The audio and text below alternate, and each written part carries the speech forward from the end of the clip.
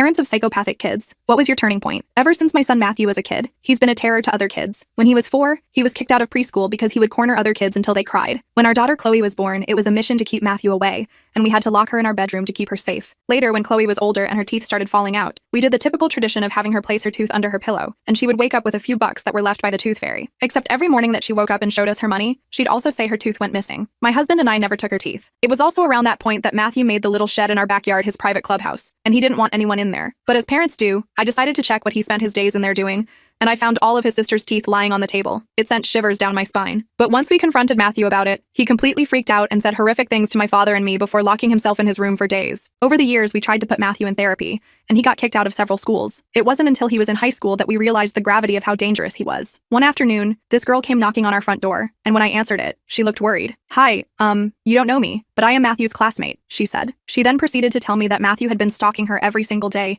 and she didn't know who else to turn to. Nobody was helping her, but she feared for her life. My heart dropped as I felt the fear in her voice, and I thanked her for letting me know while apologizing profusely. I told her that I would speak to him, but deep down, I knew that nothing I said would stop him. So that afternoon, once I spoke to him about the girl coming by, he exploded and started throwing chairs around the kitchen. I had to run to the master bedroom to hide from him. The last thing I heard him yelling was, "You're going to regret this. You know, you and everyone else in the world," before he ran off and locked himself in the shed. I didn't see him come out for the rest of the night, and after my husband came home, he was furious to see that the kitchen window had been broken by Matthew's outburst. "I'm going to speak to him. Maybe he will take it from a man," he said before going over to the shed. But the next thing I heard was a blood-curdling scream from my husband. I ran over to see what happened, but he had fallen over on the floor and was crying. "Don't look," he said, but I ran over. And once I walked in, I saw Matthew's body. He had taken his own life. It was a terrible day, and our entire family had extensive therapy for years afterward. But something I have never admitted out loud to anyone is that I sometimes feel happy for the way things ended, because otherwise, I can't even imagine the number of people he would have made suffer throughout his lifetime.